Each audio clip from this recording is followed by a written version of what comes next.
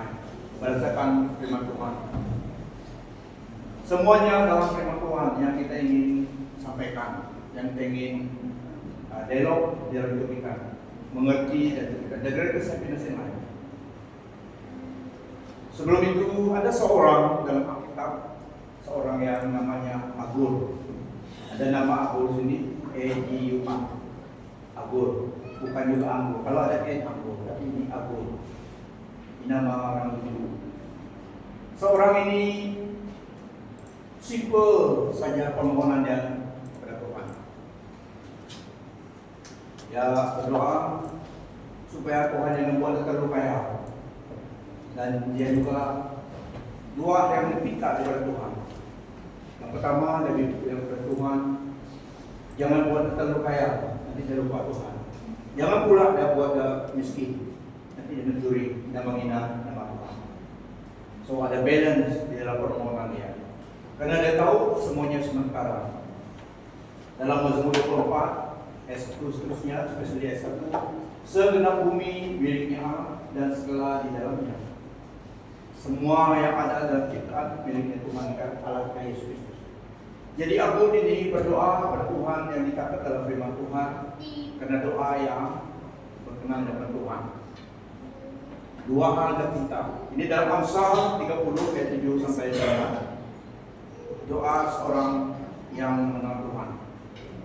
Amsal 30 ayat 7 sampai 9. EBB. Dua hal kupinta daripadamu, janganlah kau tolak, janganlah kau tolak sebelum aku mati. Ini dia berdoa kepada Tuhan. Waktu dia masih hidup di dunia ini, dua dia minta, two request. Ya kawan mau berapa request kamu minta selama ini? Ada yang 10, tapi yang ini dua saja minta dalam ayat ini. Ya, daripada doa Agur. Saya ulangi, dua hal ku minta daripadamu, janganlah kau tolak sebelum aku mati. Yang pertama, saya minta ayat 8, jauhkanlah daripadaku kesia-siaan dan perkara dusta. Janganlah beri aku kemiskinan atau kekayaan. Berilah aku makanan secukupnya. Waktu hidupnya di dunia ini. Jangan sampai aku kenyang lalu menyangka engkau dan berkata, siapakah Tuhan itu? Jangan sampai aku miskin lalu mencuri dan memfitnah nama Allahku. Two things I ask of you, Lord, do not refuse me before I die. Keep falsehood and lies far from me. Give me neither poverty nor riches, but give me only my daily bread. Otherwise, I may be too much. I may have too much, and it's on you. And say, who is the Lord? Or I may become poor and still, and so dishonor the name of my God. Ini seorang bernama Agur. Humble prayer dia. Ada yang berdoa abundant and success, tapi Agur berdoa for the middle ground. The middle ground that protect his spiritual integrity. Dari pandangan kita, dari pendapat kita, memiliki menjadi kaya lebih bagus daripada miskin papa, ya hidupnya ini. Tidak salah menjadi kaya, yang salahnya adalah kita lupa Tuhan. Karena Mazmur 24 katakan segala sesuatu miliknya Tuhan. Tapi ada doanya ini dia mau strike in the balance. Jangan terlalu kaya, tidak lupa Tuhan. Ada manusia di dunia ini dia kaya, memiliki harta benda di dunia ini, dia lupa Tuhan. Saya memiliki segala-galanya. Why do I need someone else? Why do I need God? I am self-sufficient. Everything I want, I have. Seorang itu adalah juga pernah di dunia ini Raja Salomo, King Solomon. Aku ini berdoa untuk strike the middle ground. Jangan terlalu kayak ekstrim, Christmas. Tapi jangan juga miskin papa nanti mencuri pula. Karena selagi di dunia ini kita ada keperluan untuk benda-benda things in this life really as long as I stay in this life. Jadi dia berdoa minta daripada Tuhan supaya dielakkan dia dari dua ekstremis. Terlalu kaya tidak lupa Tuhan. Dia jaga, dia tahu kelemahannya. Itu juga kelemahan banyak manusia. Tapi ada orang yang kaya memang kaya dalam Tuhan juga. Dia tahu semua yang milik dia adalah miliknya Tuhan. Dia cuma diberi kepercayaan menjaga. Dia tahu seperti aku ini. Aku bukan orang, dia bukan tidak kaya. Tapi dia memiliki hikmah supaya strike in the balance. The request for moderation. Ini yang seseorang ini. Give me neither poverty nor riches, but give me only my daily bread. Dia berdoa untuk a balanced life. Dalam doa ini dia mau exactly what is sufficient for him. Makanan dan minuman. Kalau kita ada rumah, ada kereta lah, ini basic. Tempat tidur, ada makanan minuman setiap hari. Karena dia tahu ada danger of extreme kekayaan, danger of richness. Ini alasannya. Otherwise, I may have too much and disown you and say, who is the Lord? Kalau tidak, kalau memiliki begitu too much kekayaan, kita mungkin akan melupakan Tuhan. Disown God. Memang benar, kekayaan boleh menyerang kita, hati kita untuk melupakan Tuhan. Tapi kekayaan itu tidak berdosa. Ini adalah doa Agur. The danger of poverty pula. Oh, I may become poor and steal, and so dishonor the name of my God. Yang tadi kalau terlalu kaya, saya bilang, I may disown you by you neglect. Bukan dia percaya pada Tuhan, tapi dia lupakan Tuhan. Neglect God this time. Because hati dia tidak memerlukan Tuhan lagi. So dia disown God. Neglect. Kelupaan. Ya kawanmu, kelupaan. Tapi kamu jangan lupa-lupa ya. Lupakan kebaikan Tuhan. Ini doa aku. Kita belajar dari doa aku. Extreme desperation can take even the question of faith to compromise their moral. Example, stealing and this bring dishonor to God because the person action reflect only on the God declared.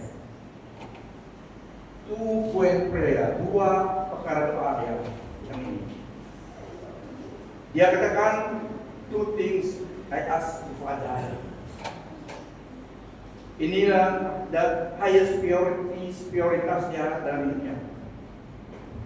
Kamu kebenaran dan contentment. Keadilan, kebenaran dan contentment. Damai di hati dan keadilan. Middle class of the soul. Ini yang dia mau.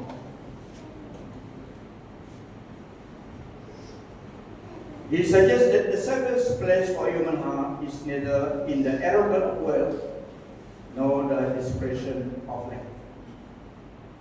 Seperti Tuhan suka berdoa dalam New Testament, the Lord's Prayer, give us today our daily bread. Dia emphasizing trust in God yang akan provide sepanjang hidup kita di dunia ini.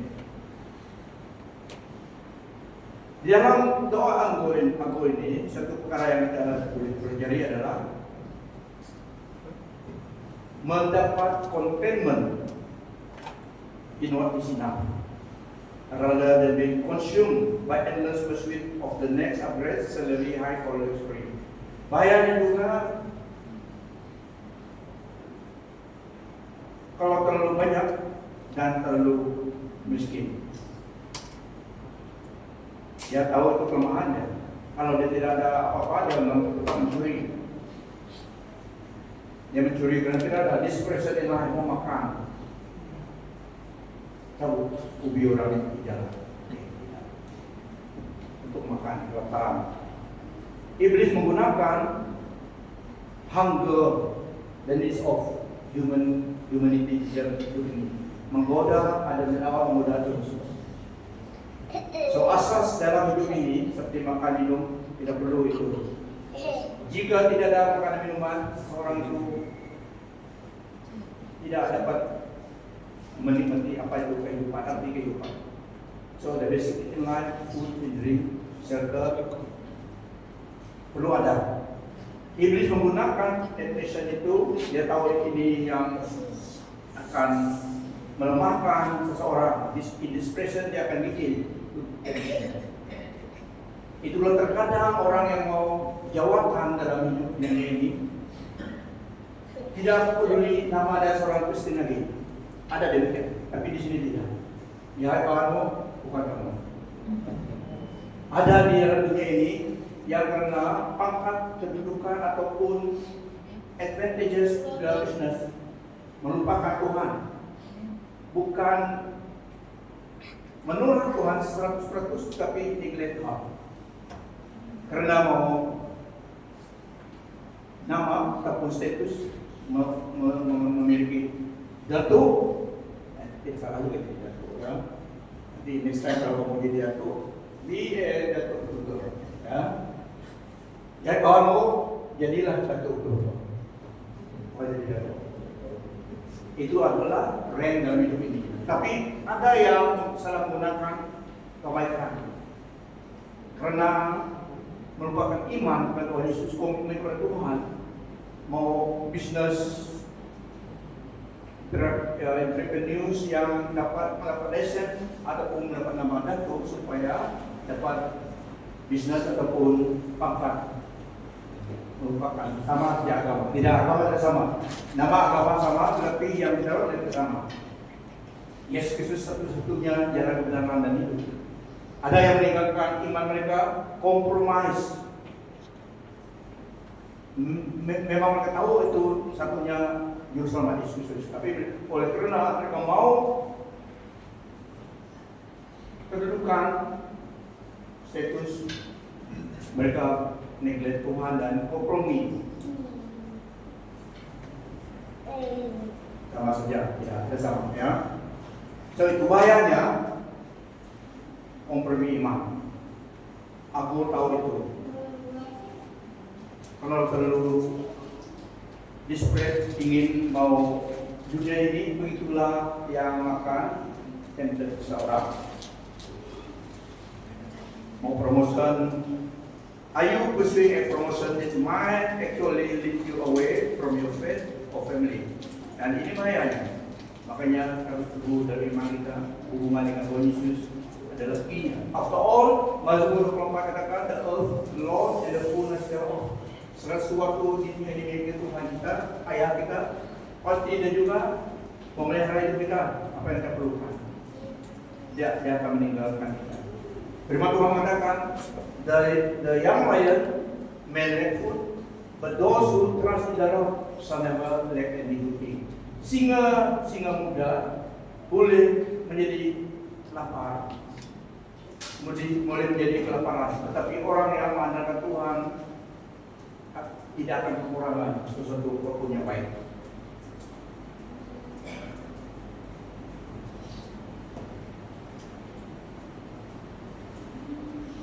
Trusting God professional our system daripada aku.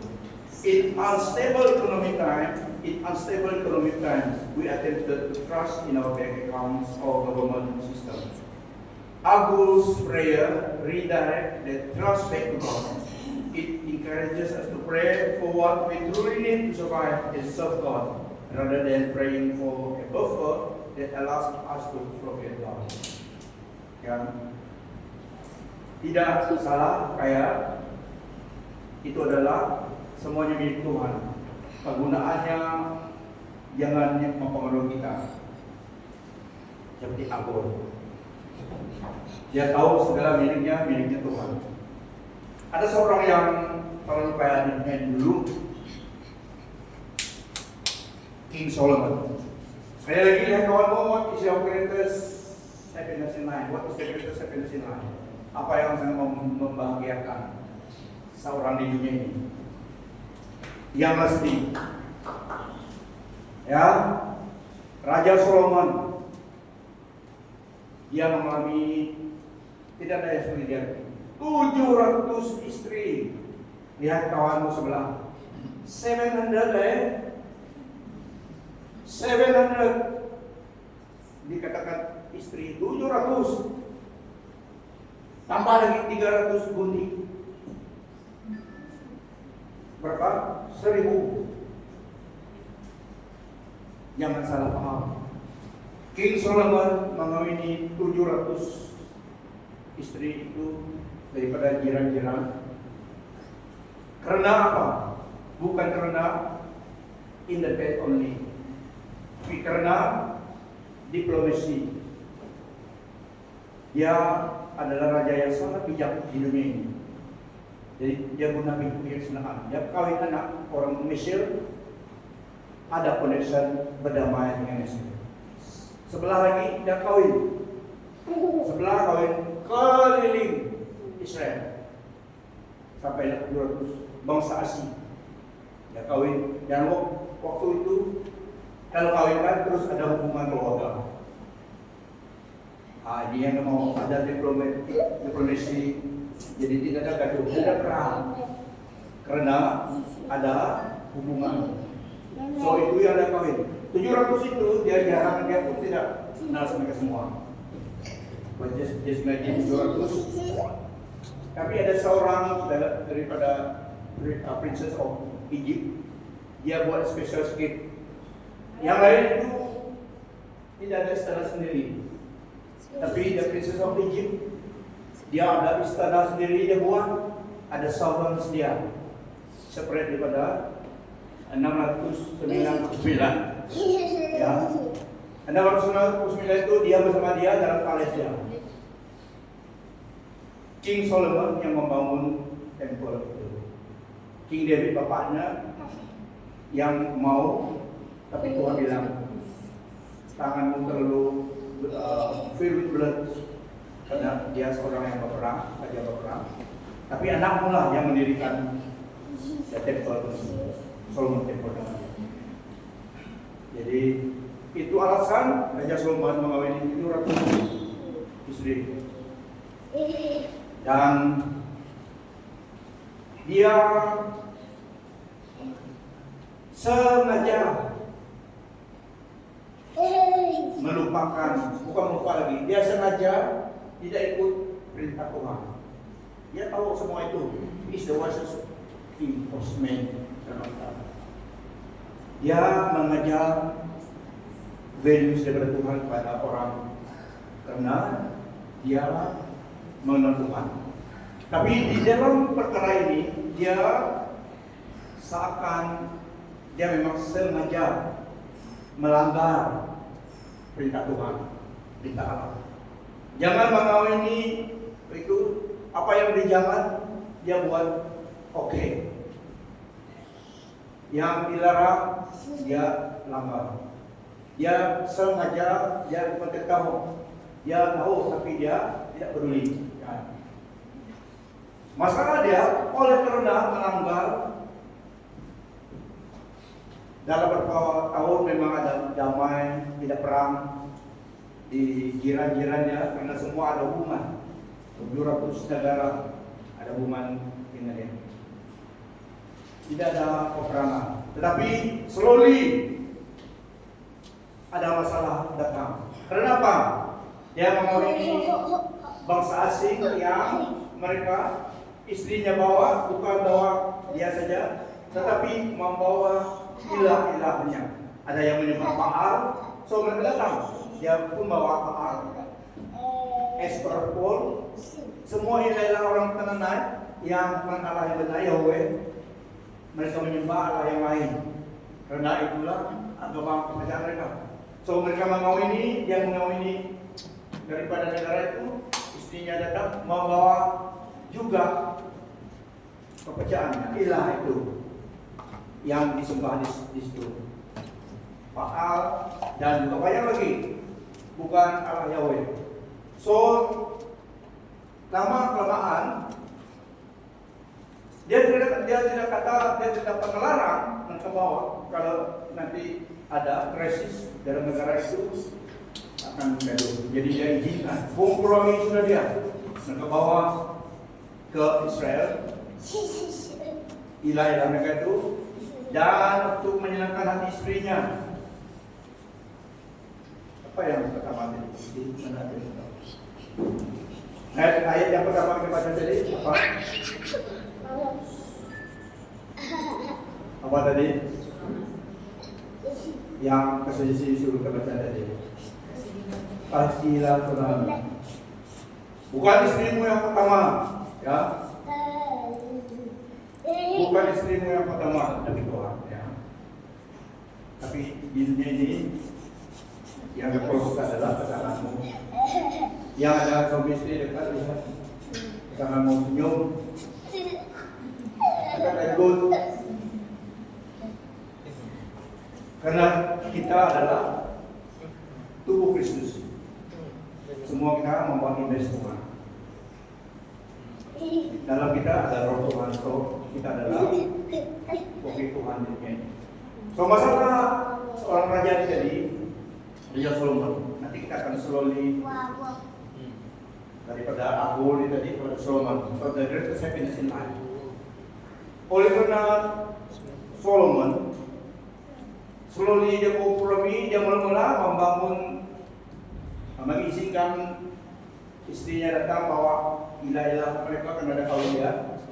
So kepercayaan mereka kuno di bawah dalam negara Israel.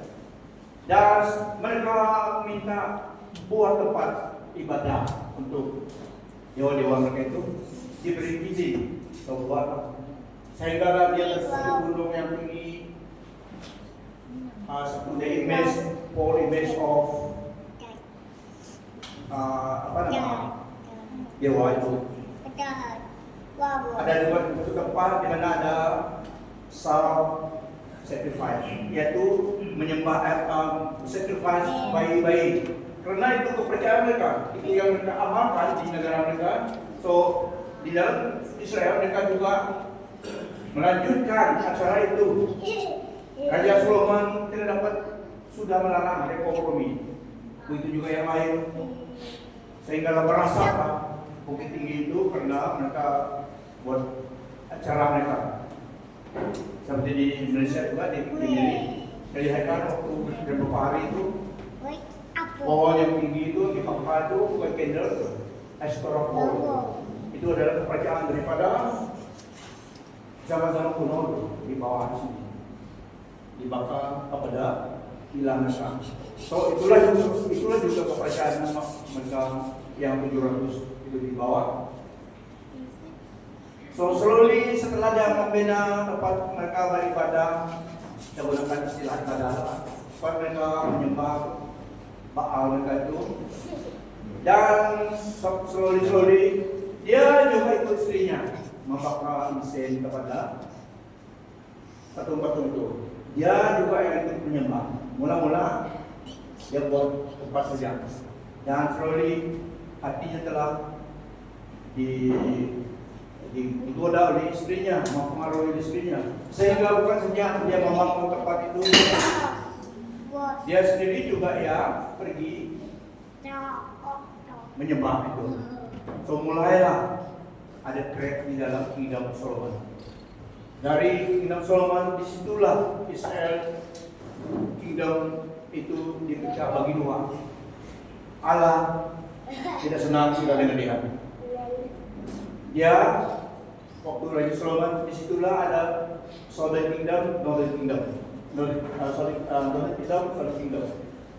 Northern Kingdom Israel, Southern Kingdom Judah. Judah yang setia dalam kitab kepada Allah Yahweh. Tapi oleh karena perbuatan raja ini dibelah dua kerajaannya. Adalah Northern Israel, Southern Israel. Bagi dua. So Israel, Northern Israel dan Judah. Yang dilihat dalam firman Tuhan, tidak ada ayat yang mengatakan dia bertobat. Tapi maksudnya tidak ada ditulis tentang dia bertobat. Tapi dia tulis tentang apa yang regret dia terhadap raja yang sudah, apa yang dia katakan dalam Ecclesiastes berkhotbah juga dalam Salah. Tapi dalam kisahnya tidak kita temui lalu Raja Salomo bertobat. Tidak. Mungkin dia bertobat, tapi tidak dikatakan. Raja Daud ayahnya bertobat. Waktu sudah berzina dengan Bathsheba, firman Tuhan katakan dalam Mazmur 51, "Create in me a clean heart, O God, and take not thy Holy Spirit away from me." Dia bertobat. Tapi Raja Salomo anak ini tidak ada dicatat dalam Alkitab. Mungkin dia bertobat sebelum dia meninggal, tetapi tidak ada dalam Alkitab. Jadi dia menulis, after segala-galanya dia mengalami dalam hidupnya. Makanan dalam tempat dia, wow, bukan 200-300, lembu beratus, tidak sebut babi. Mungkin mereka tidak makan babi. Ini untuk semua babi, ya. Lembu, sapi ada berapa ratus, karena banyak juga keluarga dia. Bayangkan 700 keluarga tinggal di dalam istana itu. Cuma princess of Egypt yang dia simpan spesial seperti dia. Jadi mereka envy dia karena ada Great Egypt Special, putri Egypt. Dia sendiri ada servant, ada istana dia. Yang lain ini sama dengan Salomo. Dia katakan, tadi aku mau dua saja ya, yang terlalu kaya dengan terlalu miskin. Raja Salomo tulis sebelum dia akhir dunia, Khotbah 3:12-13. Aku tahu bahwa tiada yang lebih baik bagi manusia daripada bersukacita dan berbuat baik dalam kehidupan mereka. Ini dalam Khotbah 3:12-13. Juga hakikat bahwa setiap orang dapat makan, minum, dan menikmati kesenangan dalam segala usahanya dengan berjerih payah, itu pun pemberian Allah. I know that there is nothing better for people than to be happy and do good while they live, that each of them make it in drink and find satisfaction in all their toil.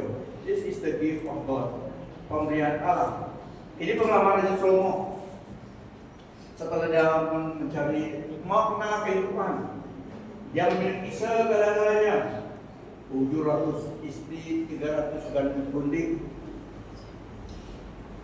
makanan minuman semua ada. Janganlah jadi stok, Hennessy, tidak ada sagota, ya, minuman yang mahal dan raja. Apa yang dia mau? Barbecue, steak, semua ada. Dia katakan, tidak ada yang menggembirakan dari dalam semuanya. It is fun in the journey that we go, enjoy simple lives, family and financial satisfaction. Itu juga pemberian Allah. Menikmati usaha tangan kita, itu adalah pemberian Allah. Dalam Hebrew ada satu kata yang tek, yaitu give, pemberian. Something that cannot be earned, sesuatu yang tidak dapat kita usahakan. It must be received. Itu istilahnya pemberian gift. So happiness, kebahagiaan is a byproduct of a grateful heart, not a reward for high achievement. Kebahagiaan.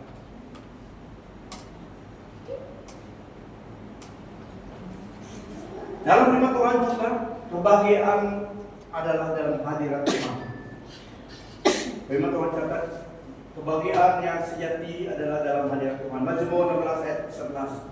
Engkau akan menunjukkan aku jalan hidup, di hadiratmu sepenuh bahagia. Ulangi, Mazmur 16 ayat 11, ABB.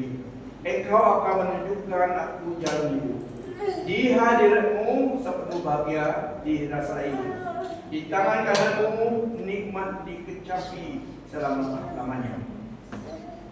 Engkau memberitahukan kepadaku jalan kehidupan. Di hadapanmu ada sukacita berlimpah-limpah. Di tangan kananmu ada nikmat senantiasa. So, dalam hadirat Tuhan ada kepenuhan nafas sukacita. So, the greatest happiness berdasarkan firman Tuhan. Ayat ini menyatakan kebahagiaan melimpah-limpah adalah dalam hadirat Tuhan. Ayat ini menyatakan kebahagiaan duniawi boleh layu, boleh sirna, tetapi kebahagiaan di dalam dialami dalam persekutuan dengan Tuhan adalah penuh dan kekal. Amen. So ini yang kita katakan, there is fullness of joy dalam hadirat Tuhan Yesus Kristus. It suggests that while worldly pleasure are leaky, the joy found in a relationship with God is full and eternal. Maksud ayat ini adalah engkau menunjuk kepada jalan hidup, yang bermaksud corak kehidupan yang menuju kepada kebahagiaan dan ada harapan, bukan kebinasaan. Kebahagiaan yang sebenarnya adalah di atas jalan yang benar dengan Tuhan. Ini kebahagiaan yang lasting, hubungan dengan Tuhan waktu hidup di dunia ini.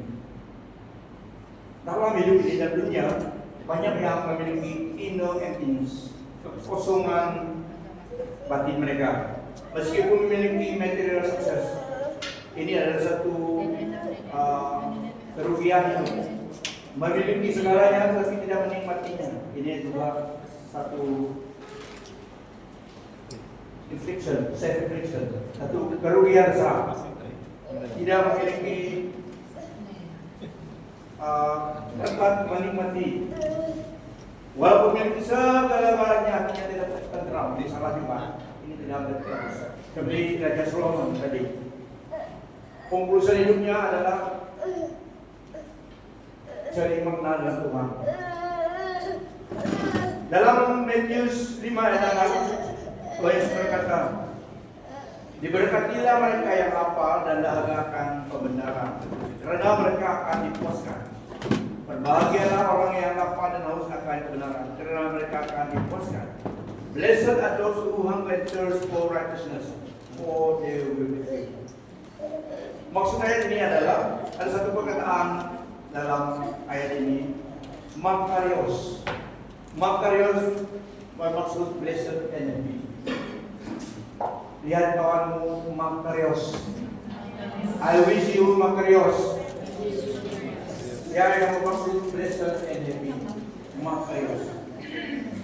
Dia menyatakan bahwa orang yang bahagia bukan orang yang berkecukupan pada diri sendiri, self-sufficient person, bermaksud mereka tidak perlu apa-apa atau siapa lagi, tetapi yang berbahagia adalah mereka yang menyadari bahwa mereka perlu Tuhan dan rindu akan keadilan dan kebaikan.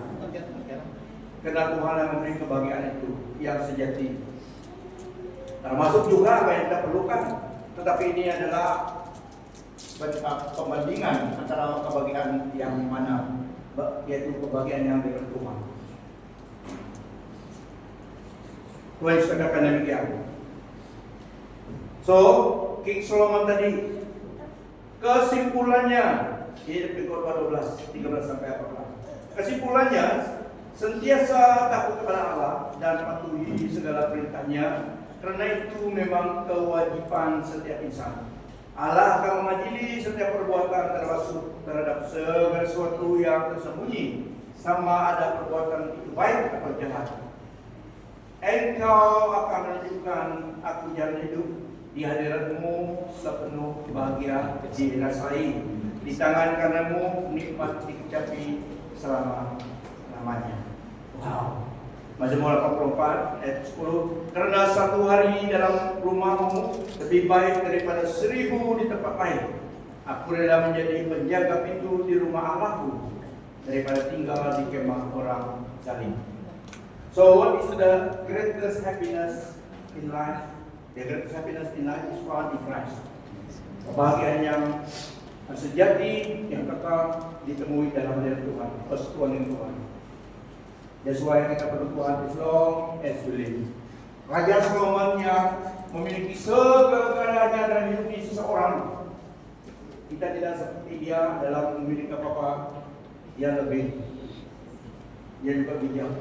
Tapi dia katakan vanity, vanity, kesia-siaan kata dia. Tidak ada bersyukur. Dia katakan hanya dan dengan amat saja. So, bayangkan imagine seorang yang memiliki segala sesuatu di dalam dunia, the world kind of force. Still katakan vanity, vanity. Everything is vanity. Tapi Tuhan Yesus katakan kebahagiaan adalah dengan dia, persekutuan dengan dia. He is the source of joy. Dalam hadirat Tuhan, bahagialah di dalam Tuhan. Pernah sekali dalam hidup saya diberi satu passage in life, mengalami the joy of the Lord yang sebenarnya dalam masa itu. Everything faded away in comparison with the joy of the Lord. Hadirat Tuhan, damai dengan Tuhan. You are everything. Itu usaha bukan sebentar.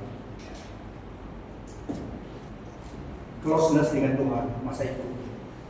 Tidak kisah what else dengan us. Yang penting mengalami damai Tuhan, hadirat Tuhan, semuanya tak. Jangan tinggalkan hadirat Tuhan yang baik. There is a place in this life dan dia Tuhan yang kita perlu hanya in His presence, His fullness of joy. After all, the earth is the Lord and the fullness of. After all, segenap bumi ini miliknya Tuhan, segala yang ada di dalamnya. Dia pasti memelihara kita sebagai biji matanya. As long as kita makan dia. There is happiness, unspeakable joy dalamnya. Saya mengalami itu. Saya percaya begitu juga di surga nanti. Ya, itu sedikit foretaste of heaven. Mengalami itu. Saya lihat orang susah-susah berdebat, orang susah mencari makna hidup Tuhan, tapi saya lihat daripada on a higher plan, perspektif dia. Of all these things, not that really matters. What really matters is Jesus in His presence. Mungkin itulah Tuhan pakainya. Itu waktu masa terjadi di Mesir belum putar. Proses itu. There is a peace, unspeakable joy. What really matters. Nothing else can compare. Sesuai dengan di surga, kita akan mengalami seperti but my friend, inilah the lasting happiness. Great happiness is hubungan dengan Tuhan.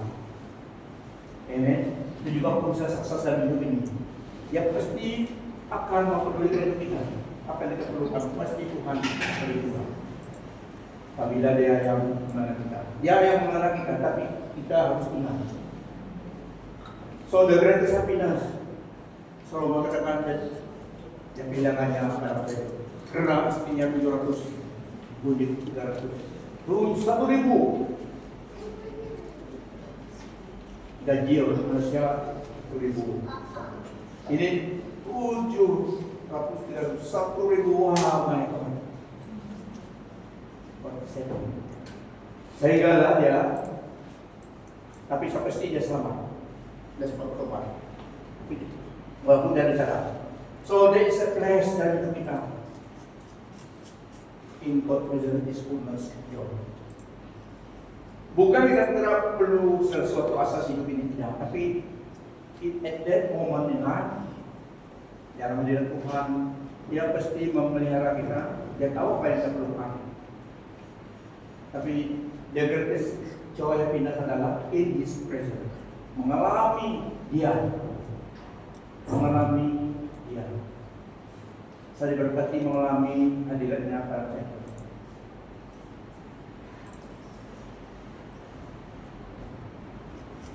Itu pengalaman yang tidak dapat diambil, pengalaman yang tidak dapat dilupakan, pengalaman yang tidak dapat diambil oleh dunia.